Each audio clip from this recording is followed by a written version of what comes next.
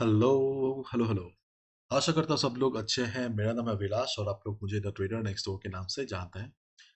Priyanka talks में आप सबका स्वागत है। तो चलिए देखते हैं गोल्ड में क्या चल रहा है। एंड आज काफ़ी इंपॉर्टेंट दिन है, सीपीआई का जो डेटा आने वाला है। तो चलिए देखते हैं कि क्या पॉसिबिलिटी हो सकता है।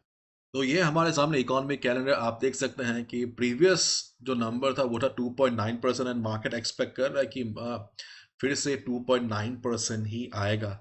एंड हमने कई बार देखा है जब भी मार्केट एक्सपेक्टेशन को मीट करता है तो हमें साधारण तौर पे कोई बड़ा ट्रेंड रिवर्सल या ट्रेंड कंटिन्यूएशन देखने को नहीं मिलता है, क्योंकि ये कड़वा सच है कि मार्केट मैनिपुलेशन सबसे ज़्यादा होता है न्यूज़ के वक्त। एंड जो इंस्टीट्यूशंस होते हैं वो न्यूज़ से पहले पोजिशंस ले चुके होते हैं। सो जब जब मार्केट एक्सपेक्टेशन को मीट करता है तो हम देखते हैं कि ज़्यादातर स्टॉप लॉस हंटिंग होता है। सो थोड़ा केयरफुल रहेगा अगर आप देखते हो कि 2.9% है। अगर एक्सपेक्टेशन के अनुसार डेटा नहीं आता है, अगर मार्केट कोई सरप्राइज एलिमेंट लेके आता है, इन दैट केस हम एक्सपेक्ट कर सकते हैं कि शायद हमें एक अच्छा मूव देखने को मिले। फॉर एग्जांपल लास्ट एनएफपी में हमने देखा था कि कैसे मार्केट ने बायर और सेलर दोनों को ट्रैप किया था। एंड अल्टीमेटली जहां से जो मूव शुरू हुआ था वहीं पे जाके बंद भी हुआ। सो आपको थोड़ा केयरफुल रहना है, स्पेशली अगर आप बिगिनर हो, न्यू ट्रेडर हो, ज़्यादा कैपिटल नहीं है फिलहाल ट्रेड करने के लिए। हो सके तो सीपीआई के वक्त ट्रेड ना करें, क्योंकि मार्केट आपको कई सारे अपॉर्चुनिटीज देगा जब मार्केट नॉर्मल होगा। सो आप ट्रेडर हो या ट्रेड करते हो, इसका मतलब ये नहीं कि आपको हर समय हर सेशन पे ट्रेड करना है। और trader only trades when the opportunity is right, ठीक है। सो केयरफुल रहेगा रिगार्डिंग द डेटा। एंड अगर हम गोल्ड के चार्ट को देखें तो फिलहाल हम देख सकते हैं कि गोल्ड में थोड़ा बहुत करेक्शन चल रहा है, लेकिन क्या ये करेक्शन कंटिन्यू होगा, या फिर से मार्केट अप मूव दिखाएगा, ये थोड़ा चिंता का विषय है। क्योंकि अगर हम डेली चार्ट को देखें तो हम क्लियरली देख सकते हैं कि फिलहाल डेली चार्ट में इंडिकेशन आ रहा है कि मार्केट ट्रेंड रिवर्सल या एक बड़े करेक्शन के लिए जाएगा। लेकिन आप लोगों को पता होगा किसी भी ट्रेंड रिवर्सल या ट्रेंड कंटिन्यूएशन के लिए एक हमें फंडामेंटल रीजन या एक बड़े न्यूज़ की आवश्यकता होती है। विदाउट एनी प्रॉपर फंडामेंटल और सॉलिड फंडामेंटल रीजन कोई ट्रेंड रिवर्सल नहीं आ सकता। एंड कई बार yes, chart speak before the news. Chart कई बार हमें न्यूज़ से पहले इंडिकेशन देता है कि न्यूज़ के बाद ये होने वाला है। तो अगर वैसा है तो yes, there is a possibility that CPI के बाद हमें गोल्ड में थोड़ा बहुत करेक्शन देखने को मिलेगा। ऑलरेडी हमने कई बार डिस्कस किया हुआ है कि गोल्ड ऑलरेडी फिलहाल स्विंग हाई पे है। पोजिशनल ट्रेडर्स, स्विंग ट्रेडर्स के लिए एकदम अच्छी जगह नहीं है ट्रेड करने के लिए। सो अगर हम नॉर्मल चार्ट को देखें, ओके, तो yes technically there is a possibility that CPI के बाद ओके हमें शायद गोल्ड में थोड़ा बहुत करेक्शन देखने को मिले, ठीक है। तो आप देख सकते हैं कि मैंने कई सारे लाइंस या लेवल्स ड्रॉ किए हुए हैं।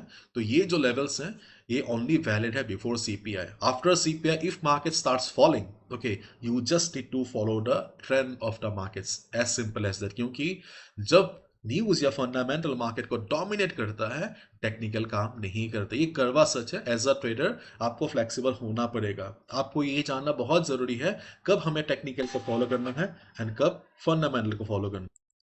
आपने शायद देखा होगा कि मेरा बैकग्राउंड दूसरा, एक्चुअली मैं बाहर हूँ एंड मैं जहाँ पे रिकॉर्ड कर ऊपर ही कॉलिंग बेल है, तो कोई दरवाजे पे है तो किसने बेल बजाया था। एंड फिलहाल मेरे पास इंटरनेट का स्पीड इतना है नहीं कि मैं वीडियो को एडिट भी कर पाऊँ, ठीक है। तो प्लीज़ मैं माफ़ी चाहता हूँ। ओके, जो हम डिस्कस कर रहे थे, जो ओवरऑल मार्केट का ट्रेंड है वो अभी भी बुलिश है, ठीक है। तो यूएस सेशन से पहले, सीपीआई से पहले, यदि हम देखते हैं कि गोल्ड 2880 के नीचे फॉल करता है, सो मुझे लगता नहीं कि यहाँ पे हमें सेल लेना चाहिए, क्योंकि फिलहाल हम देख सकते हैं वॉल्यूम है नहीं। एंड ओवरऑल जो मार्केट का ट्रेंड है वो अभी भी बुलिश है, क्योंकि ये बस हमारे लिए अभी भी एक रिट्रेसमेंट है, ट्रेंड रिवर्सल नहीं। सो मैं फिलहाल अभी भी जो हमारा जो ओरिजिनल प्लान था बाय एट रिट्रेसमेंट, उसके साथ ही स्टिक करना चाहूंगा सीपीआई से पहले। सीपीआई के बाद ट्रेंड बदलता है, in that case we can go for sell position, but before CPI हमारे लिए सेफ होगा अगर हम बाय ही करें। यदि आप एक एक्सपीरियंस ट्रेडर हो, अगर आपको सेल लेना है, इन दैट केस आप कर सकते हो, ठीक है, क्योंकि यहाँ पे पॉसिबिलिटी है यूरोपियन सेशन में नीचे जाना पॉसिबिलिटी है। क्योंकि मार्केट हम देख सकते हैं कि हमने जो कल सपोर्ट डिस्कस किया था वहाँ पे मार्केट ने बखूबी काम किया है, लेकिन मार्केट ने एक यहाँ पे लोअर हाई भी फॉर्म किया है। फॉर्मेशन ऑफ लोअर हाई यहाँ पे ये इंडिकेट कर रहा है कि शायद नीचे जाए।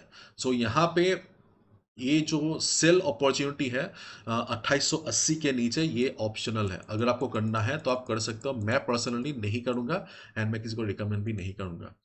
मैं क्या रिकमेंड करूंगा, मैं अभी भी सीपीआई से पहले बाय एट रिट्रेसमेंट ही रिकमेंड करूंगा फॉर सेफ्टी पर्पस। सो हमारे लिए पहला बाय अपॉर्चुनिटी है 2853 से लेकर 50, राउंड नंबर है, साइकोलॉजिकल सपोर्ट है, 200 मूविंग एवरेज भी यहाँ पे आ चुका है एंड यहाँ पे एक सपोर्ट भी है। So this is a first support. Second support is around 2832। 2832 2832 का जो लेवल है काफी दूर है। I don't think so CPI से पहले मार्केट इतना नीचे तक आएगा। अगर आया भी शायद 2850 53 के पास आएगा एंड वहां पे सपोर्ट लिया तो हम वहां पे बाय कर सकते हैं। ठीक है। एंड जैसे कि मैंने कहा कि मार्केट ने लोअर हाई फॉर्म किया हुआ है तो नीचे जा सकता है। यदि आप experience trader, in that case आप ब्रेकडाउन पे ट्रेड कर सकते हो, बट पर्सनली मैं नहीं करूंगा एंड मैं बिगिनर्स को रिकमेंड भी नहीं करूंगा, क्योंकि अपट्रेंड मार्केट में सेल लेना थोड़ा रिस्की है एंड जब वॉल्यूम काफी कम है। ओके। और यूएस सेशन से पहले, सीपीआई से पहले, यदि हम देखते हैं कि इसी पर्टिकुलर जगह से मार्केट सपोर्ट लेके ऊपर की तरफ जाता है, इन दैट केस हम लोग 2910 के ऊपर भी बाय कर सकते हैं। ठीक है, 2910 के ऊपर बाय कर सकते हैं। एंड सीपीआई के बाद, ओके, सीपीआई ऑब्वियसली किसी भी डायरेक्शन में मार्केट को ले जा सकता है। यदि आप देखते हो कि 2.9, मैं फिर से रिपीट कर रहा था, 2.9% आता है, there is a high chance market spike show करेगा, अवॉइड कर सकते हो आप। यदि आप देखते हो कि मार्केट नीचे की तरफ जा रहा है, मार्केट फॉल करता है, ऑब्वियसली ये हमारे लिए अच्छी खबर है, क्योंकि मार्केट जिस लेवल पे ट्रेड कर रहा था वो काफ़ी ऊपर था एंड वहाँ पे मतलब बहुत ही फ्रेजाइल जोन था, ट्रेड करना अच्छा नहीं था। एंड किसी भी मार्केट के लिए रिट्रेसमेंट या करेक्शन बहुत ज़रूरी होता है। अगर सीपीआई के बाद मार्केट रिट्रेसमेंट के लिए आता है और करेक्शन के लिए आता है, सो ये अच्छी खबर है swing traders, positional traders, day traders, सबके लिए। अगर आप पोजिशनल ट्रेडर हो, स्विंग ट्रेडर, नया पोजीशन की तलाश है, ऑब्वियसली आपको एक डिस्काउंटेड प्राइस मिलेगा बाय नेक्स्ट वीक, जहां पे आप बाय कर सकते हो। As a positional trader, swing trader, आपको आज कुछ नहीं करना है। यदि आपका कोई पोजीशन ऑलरेडी चल रहा है, आप एसएल लगा दीजिए 2850 के नीचे। अगर मार्केट फिसला तो उसके नीचे आप एग्जिट कर सकते हो। और अगर आप डे ट्रेडर हो, जो लेवल्स हमने डिस्कस किया, 285350 के आसपास बाय, 2832 के पास बाय, 2910 के ऊपर बाय, दैट्स इट।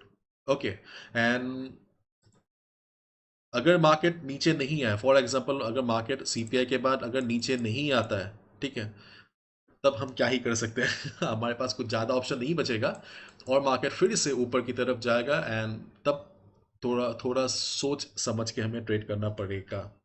लेकिन जो हमने इंग्लिश चैनल में भी डिस्कस किया था कि मार्केट अगर ऊपर की तरफ जाता भी है, ओके, मुझे लगता नहीं कि मार्केट जितना भी बुलिश हो, 13,000 का जो लेवल है वो इतनी आसानी से क्रॉस करेगा। और ये जो लेवल है ये फ्यूचर्स का डेटा है। सो हमारे स्पॉट मार्केट में शायद मार्केट 2980 2990 के आसपास मार्केट को एक अच्छा खासा रेजिस्टेंस मिलेगा। एंड इस महीने में, मतलब फरवरी के महीने में, चांसेस आर वेरी लेस कि मार्केट इसको तोड़ पाए। सो मुझे लगता है कि ये 3000 का जो लेवल है ये एक बहुत बड़ा साइकोलॉजिकल लेवल हो सकता है, रेजिस्टेंस हो सकता है। एंड मुझे लगता है कि मार्केट इस लेवल को तोड़ नहीं पाएगा। इसका मतलब है अगर मार्केट ऊपर की तरफ गया भी सीपीआई के बाद, अपसाइड थोड़ा लिमिटेड है, डाउनसाइड अगर आता है तो सबके लिए भलाई है। बाकी न्यूज़ के बाद ही हमें पता चलेगा। ठीक है, सो केयरफुल रहिएगा। Okay, as always say my dear friends, we are traders not gamblers, be careful. Bye bye, take care.